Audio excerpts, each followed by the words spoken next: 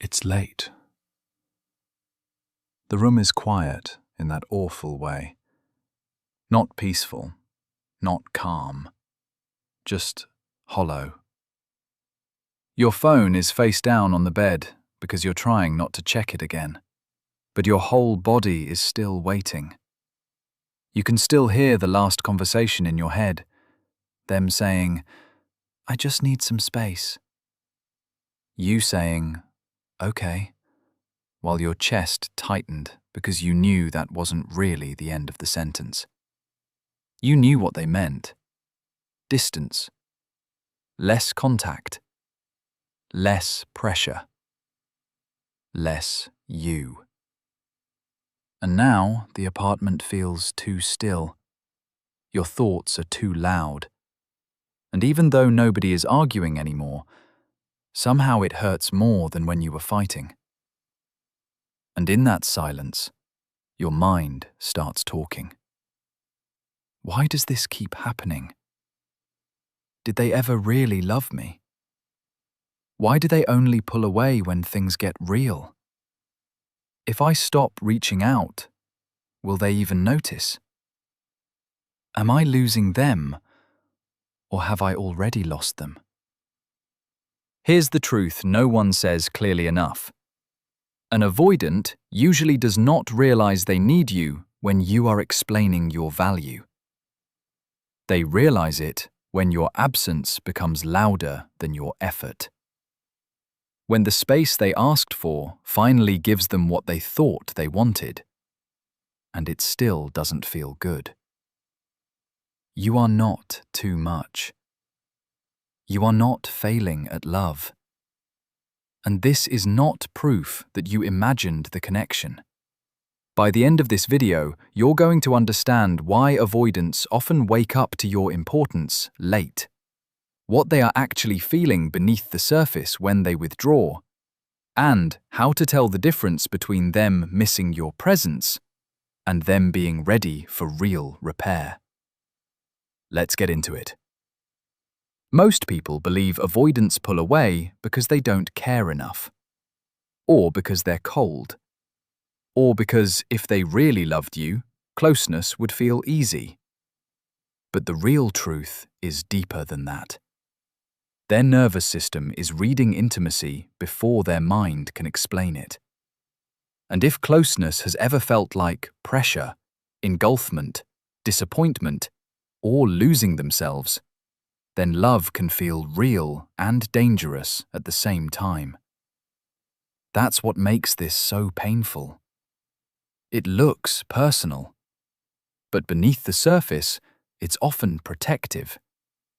Not because they never cared, not because you imagined the bond, not because you weren't enough, but because closeness activated old patterns their body still treats like a threat. Most couples never get taught this. They think one person wants love and the other wants distance.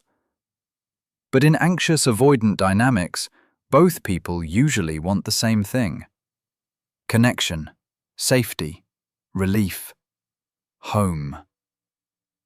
They just move toward it in opposite ways. One reaches, one withdraws. One says, "Come closer so I can feel okay." The other says, "Back up so I can breathe." And both people end up feeling abandoned by the very strategies they're using to protect themselves. So when the avoidant finally realizes they need you, it usually isn't random. It isn't magic. And it definitely isn't because some manipulative trick worked. It happens because the emotional math changes. The distance stops feeling like freedom. The silence stops feeling like relief. And the person they kept trying not to need is suddenly the one whose absence they can finally feel. And here's what changes everything. That realization is only meaningful if it leads to emotional courage.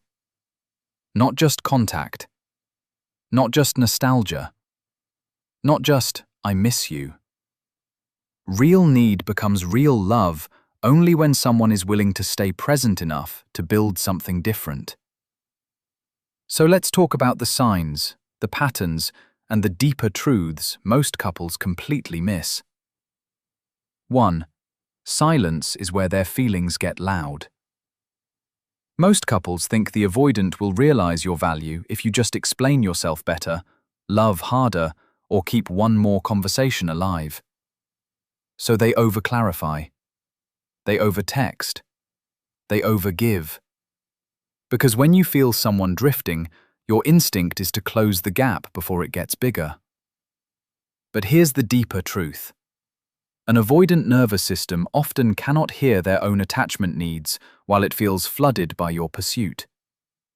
Pressure drowns clarity. When they feel watched, needed, cornered, or emotionally overexposed, they don't get more honest. They get more withdrawn. Their system goes into protection mode, and what looks like indifference is often overwhelm wearing a blank face. This is where it gets really interesting. The silence you hate is often the first place they can actually feel the bond.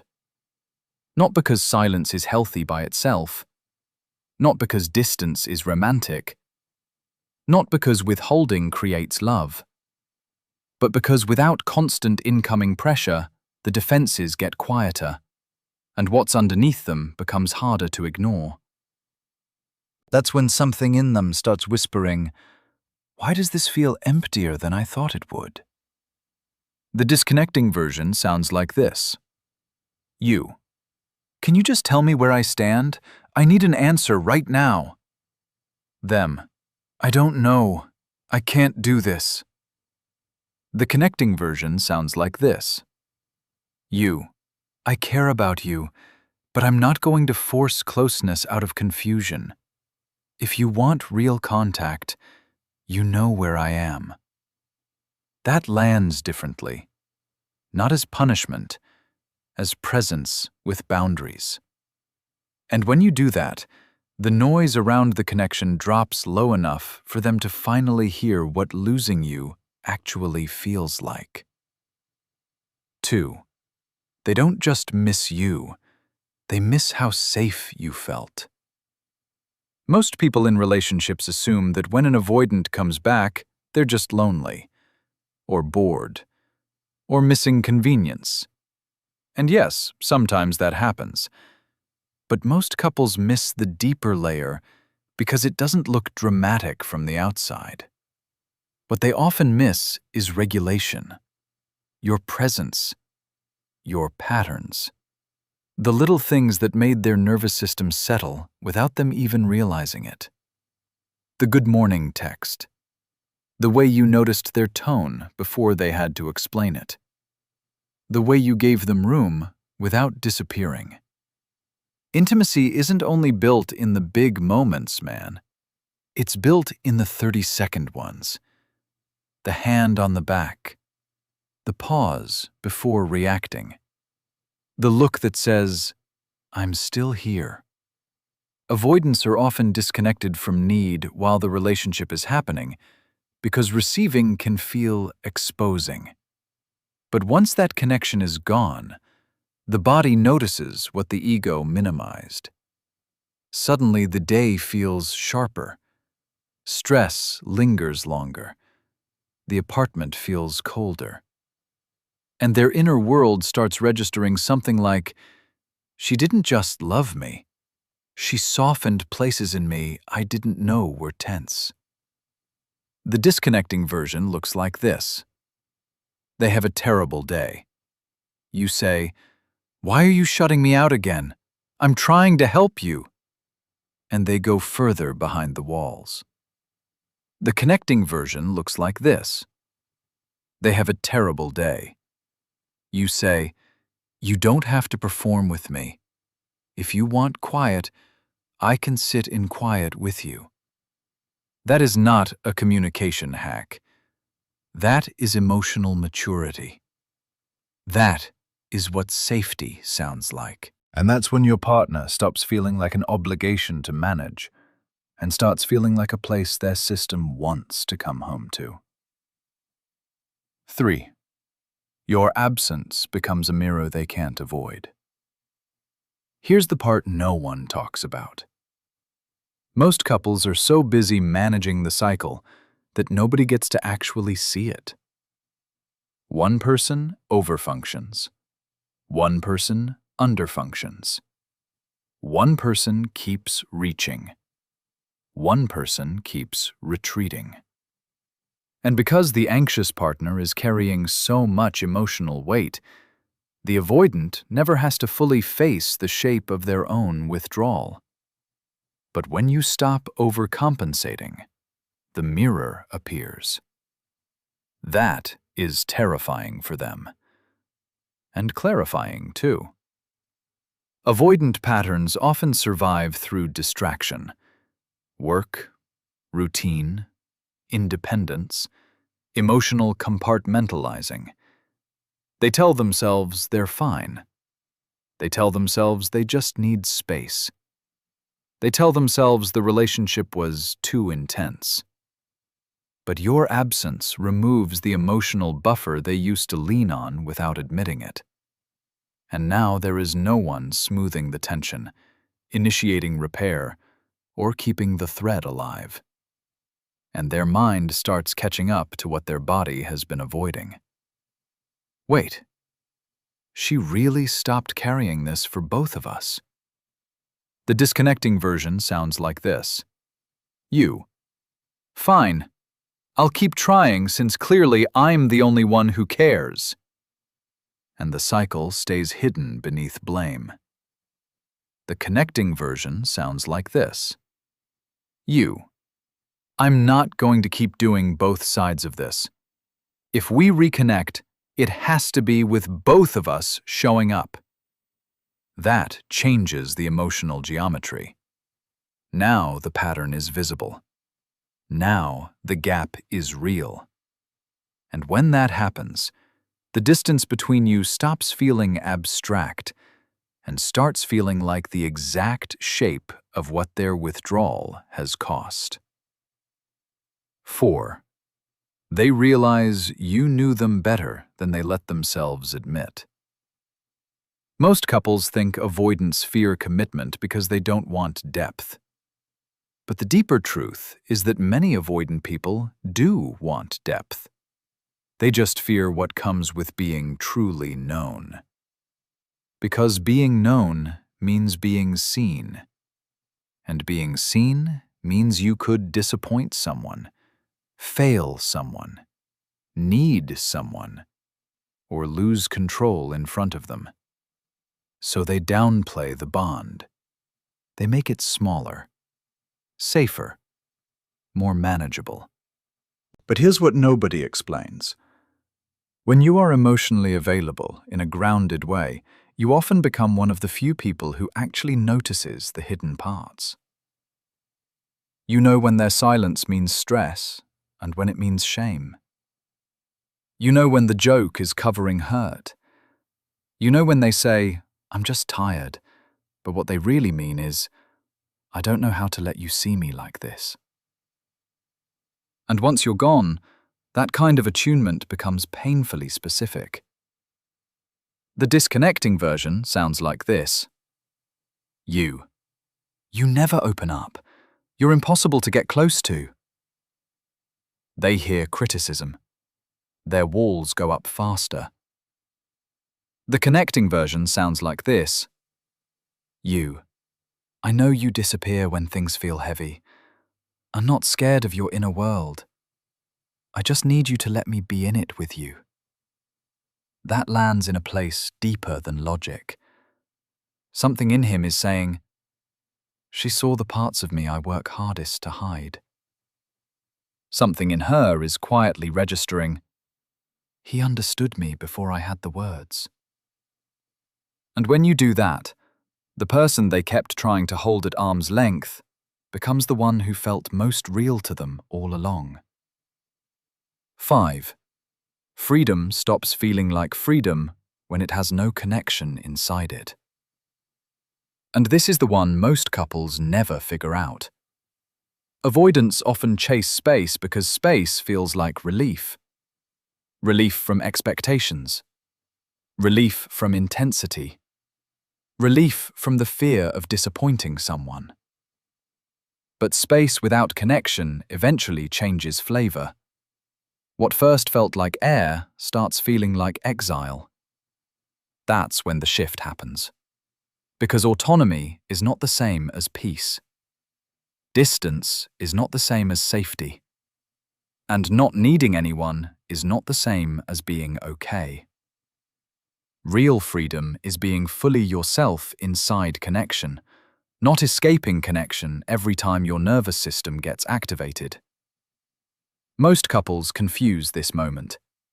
They think the avoidant suddenly changed their mind. But the deeper truth is that the protective strategies stopped working. The room got too quiet. The independence stopped feeling empowering.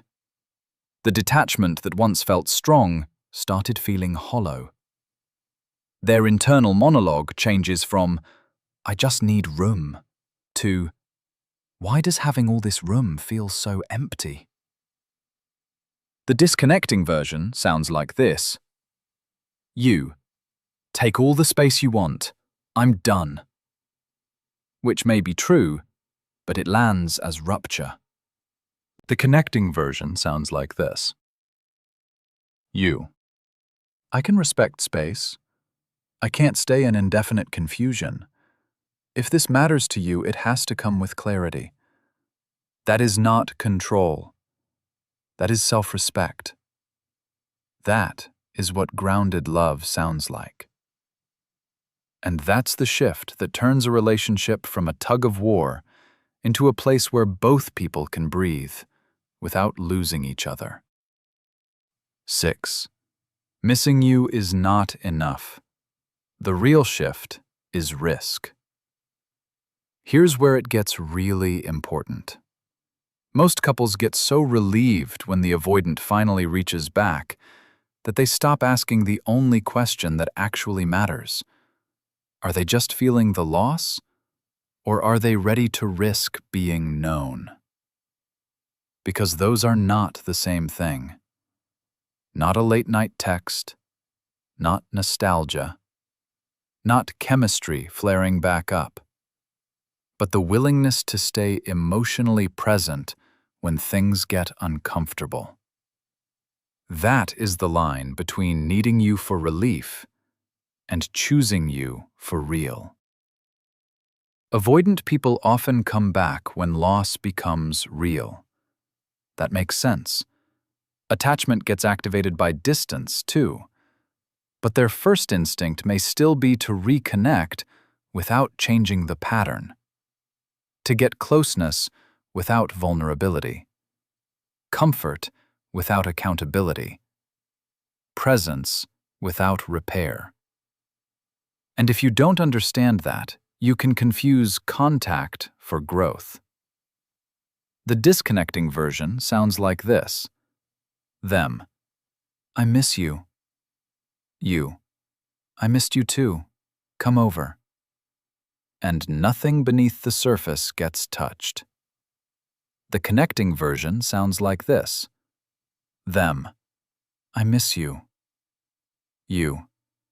I hear that. But if we do this again, I need more than missing.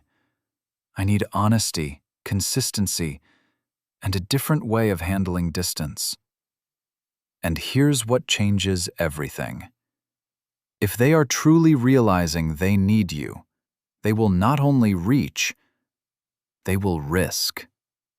They will name things. They will tolerate the discomfort of repair.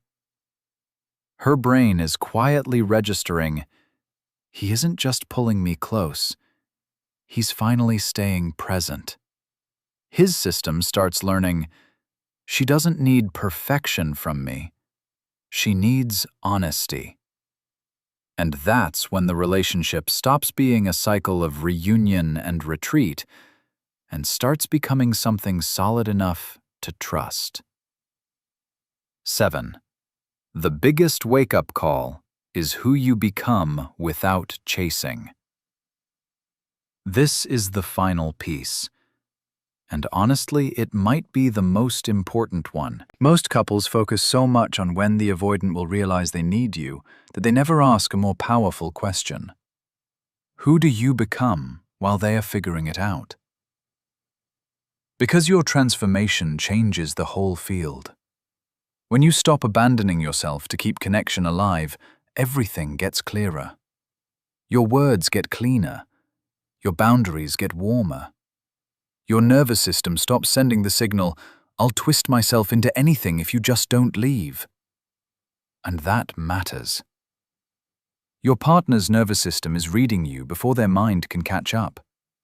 If you are frantic, they feel pressure. If you are grounded, they feel reality. This is not about playing hard to get, not detachment as a strategy, not becoming cold so they chase, but becoming someone who no longer confuses overgiving with love. The disconnecting version sounds like this. You. Why are you like this? Why do you always run when things get real? That may be honest, but it usually hits like accusation. The connecting version sounds like this. You. I'm available for connection. I'm not available for confusion. If you want closeness, meet me in it. That is an identity shift, not a tactic, not a performance.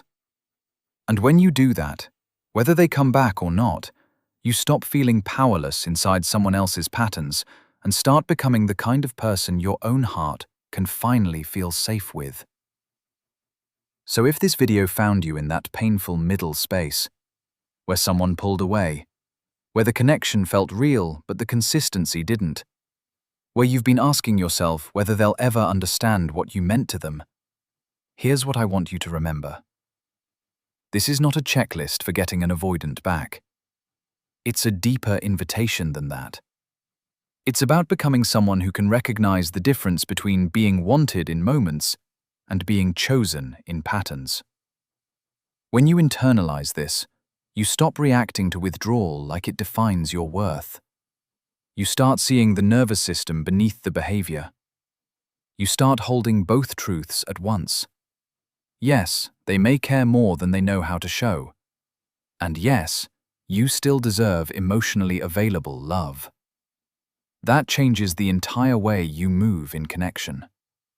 Softer, clearer, more real. These are not tricks for better relationship outcomes. They are the beginning of becoming the kind of partner who can offer presence without self-abandonment, compassion without confusion, and love without losing themselves inside somebody else's walls. And the mic drop truth is this. An avoidant finally realizes they need you when losing your safety hurts more than facing themselves. But real love begins only when they're brave enough to stay.